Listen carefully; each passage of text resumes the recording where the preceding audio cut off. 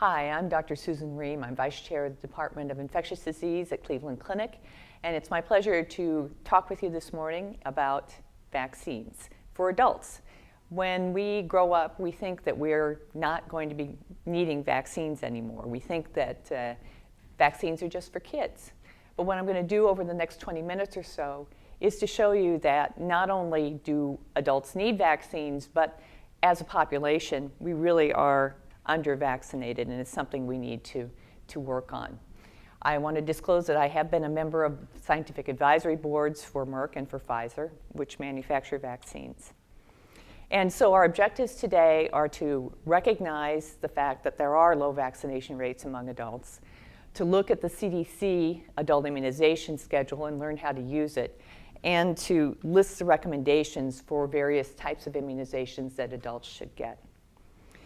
Many of us grew up in the era where vaccines were not available for lots of childhood illnesses. And I certainly remember standing in line as a child to get my oral polio vaccine at a school on a Sunday afternoon. It was a miracle.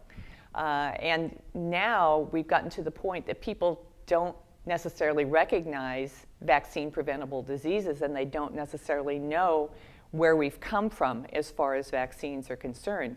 As a matter of fact, unfortunately, there are some for children where adults are more afraid of the vaccine than they are of the illness itself, and nothing should be further from the truth. We know that adults don't know as much about vaccine indications and vaccine-preventable diseases as they should know.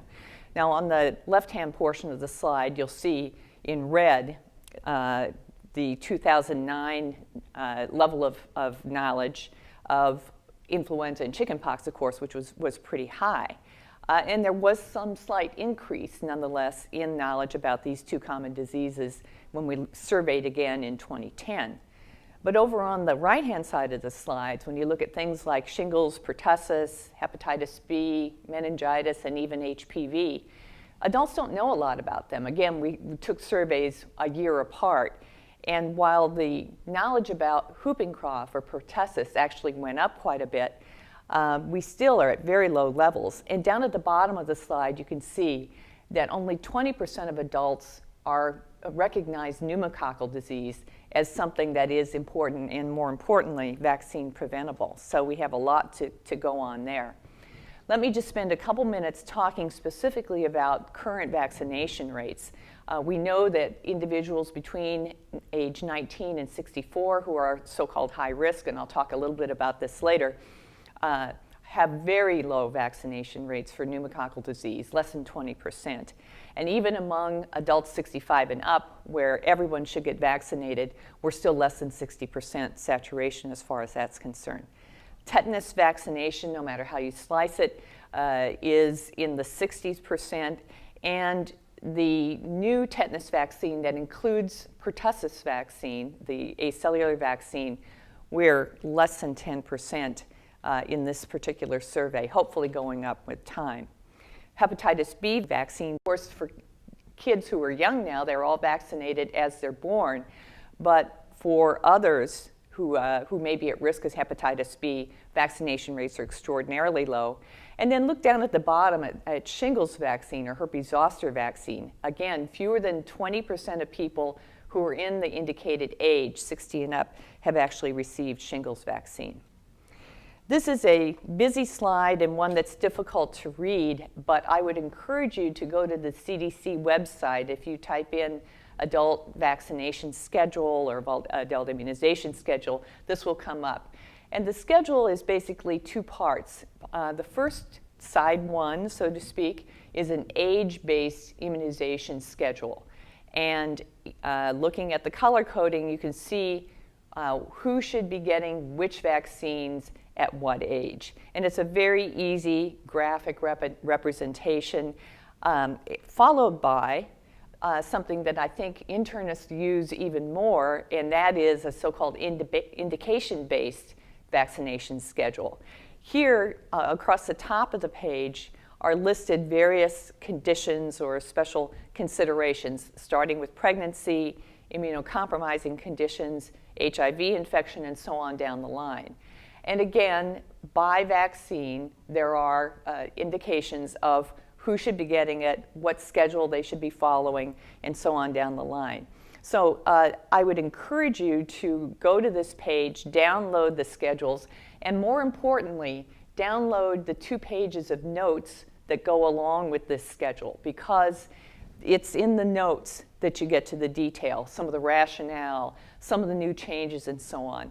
If you think this is small font, try the footnotes. It would not project very well on a slide, but I would encourage you to take a peek at that. And what we've done in our clinic is actually to post the schedules and the recommendations on the walls in the patient rooms. At that point, as people are waiting, they can sometimes take a peek at it and ask us questions about it too. And we ask everybody who comes in to update us on their immunizations, so we've got an accurate record. Let's start by talking about influenza. That's one vaccine that everybody needs every year. And again, our coverage rates in the United States are low. For all adults over 18 years of age, only about 45% of people are getting vaccinated against flu, and these data are current as of a year ago. The data for the 12 to 13 flu season isn't out yet, but we think it's going to look pretty much the same. The seniors, 65 years of age and older, do better than the rest of the population in terms of getting vaccinated. About 71% of seniors got vaccinated against influenza for the 11-12 influenza season, but we should all be at that range or higher. Now, you look at people with diabetes, COPD, heart disease, asthma. While we don't use a risk-based indication for influenza vaccination anymore, we do know that complications may be higher among these adults, and we know, for example, that obese adults are at higher risk for complications from influenza as well. Here again, fewer than 50% of these people who are at higher risk actually got vaccinated. Since 2010, we've had an indication for universal vaccination for everyone 6 months of age and older. And there's some new terminology here now. We have lots of choices in terms of the type of vaccines that adults can get. The IIV terminology, inactivated influenza vaccine, refers to the killed vaccine that traditionally was given by intramuscular injection. LAIV is the live attenuated influenza vaccine that's the nasal mist. What's new in the last few years are several routes of administration. First of all, the LAIV can be given to people between age 2 and age 49 who do not have other medical conditions. And that's the nasal vaccine. It works, it's easy, and for people who are afraid of needles, it's a good choice. Intradermal administration is new in the past few years. This is given with a short needle. Pain is much less than with intramuscular, but remember that because the skin is processing the influenza vaccine, it is a given that people are going to have more of a local reaction with intradermal administration than they do with intramuscular. There is a high-dose vaccine for individuals who are 65 years of age and up. There is a superior antibody level that's generated with this high-dose vaccine. However, the studies are still in process to see whether the rate of influenza actually diminishes as a result of these higher antibody levels. New this year for 2013 is quadrivalent vaccine that contains 2 strains of A and 2 strains of B. The inactivated vaccine, the trivalent vaccine, contains 2A and only 1B. All of the LAIV manufactured for the 13-14 influenza season will be quadrivalent, and there will also be some injectable quadrivalent available as well. The CDC has not made a preferential recommendation for quadrivalent, for intradermal, or for high dose. These are all what they call permissive recommendations, so you can have either one. And which one you get, I think, will depend on what your provider has or what your provider has purchased. Lots of new technology that we don't have time to talk about today, but we can look forward to improved influenza vaccines over the years. And I think I'll go very quickly through this slide. We talked about the universal recommendation, we've talked about LAIV, and either the high dose or the regular inactivated vaccine is fine for persons 65 years of age and older. Let's move on to pneumococcal disease. Pneumococcal disease is actually a very exciting area because of the major changes in epidemiology in the last decade or 15 years or so. As you can see here, once conjugate vaccine was introduced to pediatric patients, we saw a marked reduction in pneumococcal disease, not only in peds, but in adults as well. And this is likely because the conjugate vaccine for kids reduces carriage in their throat, and this thus probably reduces transmission in that way. So we saw an improvement in pneumococcal rates, in disease rates in adults as well as in children, which was kind of an unexpected result, I should say.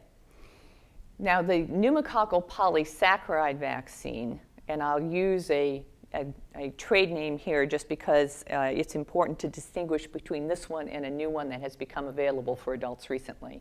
This is Pneumovax, PPSV23. It has always been indicated for adults 65 years of age and older, and what it does is reduce invasive pneumococcal disease, meaning meningitis, bacteremic pneumonias, and other bacteremias. It may help against pneumococcal pneumonia.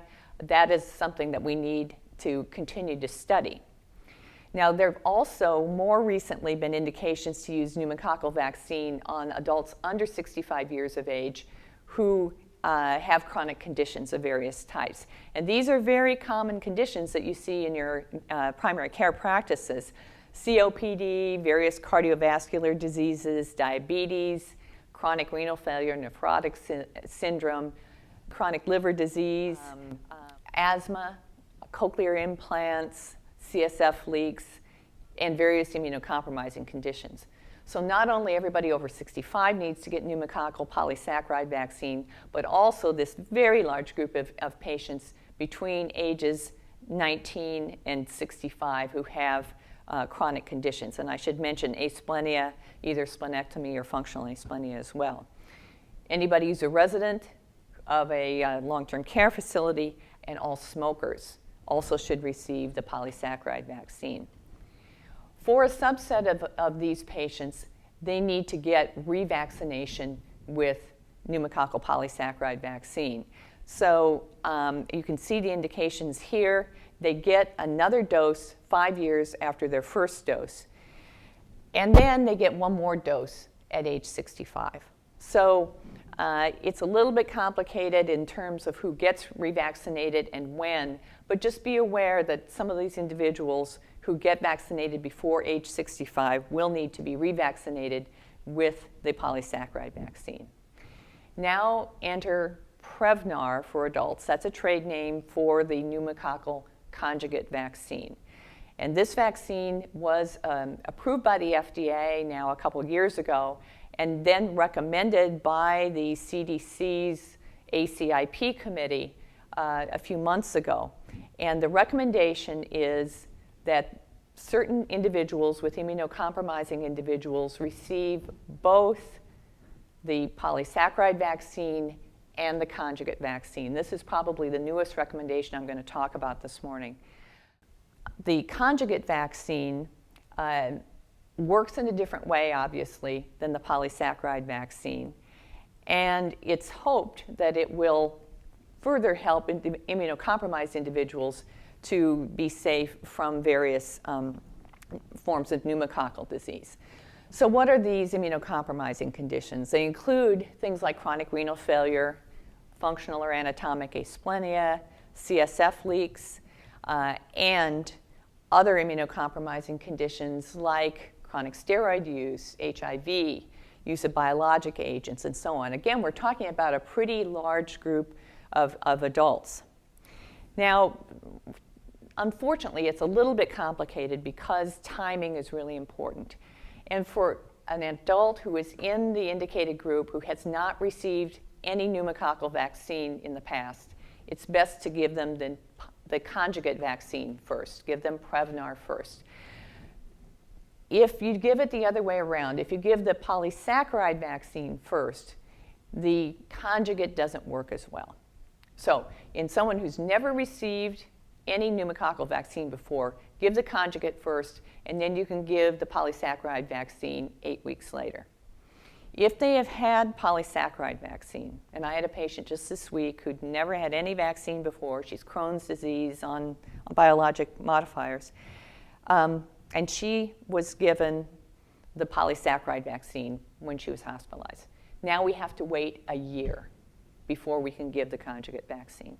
So it is a little bit tricky. We hope that we'll be able to build some things into various electronic medical records and so on that will help guide you as far as these things are concerned. Now I'm going to move on to zoster and the herpes zoster vaccine, which is called Zostavax. Again, I'm using the trade name just because I want to make it clear this is not the chickenpox vaccine. This is a zoster vaccine. Why is this so important? Well, you talk to your patients who are older. They all know somebody who's had shingles.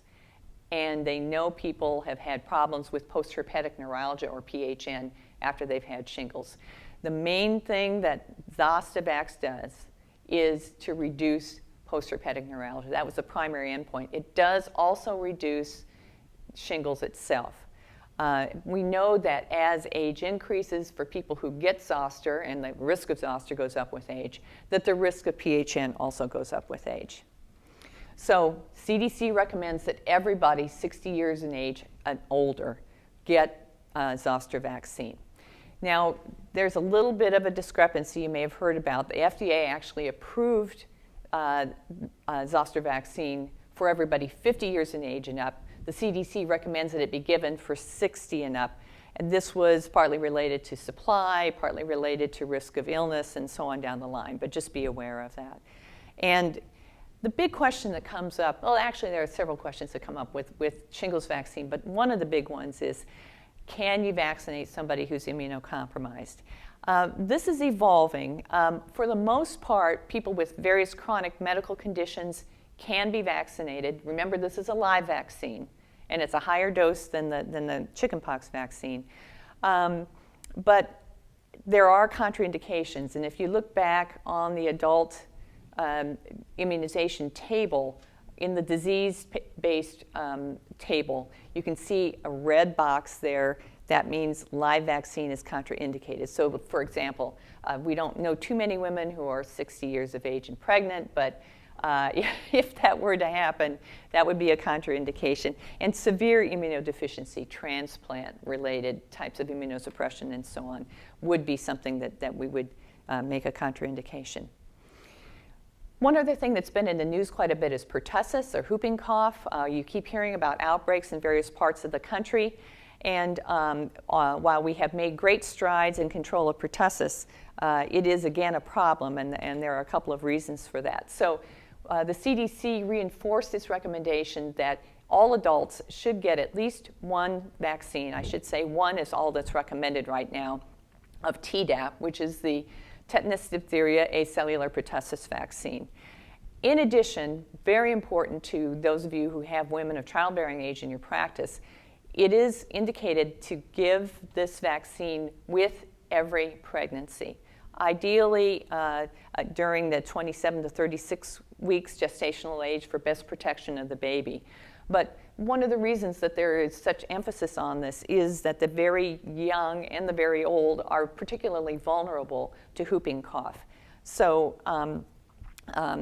this is something that where we're talking about a cocooning strategy. Not only should the mother and dad be immunized, but grandma and grandpa, the babysitters, healthcare workers, everyone who's going to be around a child who may be vulnerable to severe morbidity and mortality from whooping cough should be vaccinated as well. Now, just be aware that, and this is new information, that it appears that one of the reasons that we're seeing more pertussis is that children have been vaccinated with an inactivated or acellular pertussis preparation for several years now, and it looks like it wears off a little bit more quickly than the whole cell vaccine. The whole cell vaccine was dropped for adults years ago because it caused so much reaction. But the good news is that it seems like it was a more immunizing vaccine. So I think whooping cough is around here. Now, one final recommendation you should know about is a kind of a niche thing, but for those of you who practice in skilled care facilities or have patients who are in skilled nursing facilities, you should know about this, and that is that people with diabetes should be vaccinated against hepatitis B.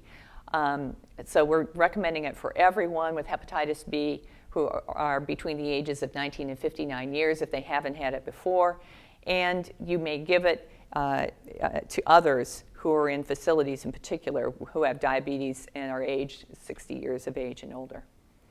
So here's the summary. Influenza is easy. All adults should get it every year. Hep B for certain adults, including diabetics. Didn't talk about HPV this morning because that's often handled by pediatricians and OBGYNs, but there are recommendations that carry into the adult phase as well. We talked a lot about pneumococcal disease and the new recommendations for use of the conjugate vaccine in some immunocompromised adults. The shingles vaccine, everyone 60 years of age and older, and then the Tdap booster should be given to everyone who hasn't had one before, and then tetanus revaccination should be given every 10 years. Thanks very much. I'll look forward to talking with you again about specialty areas of vaccinations in adults.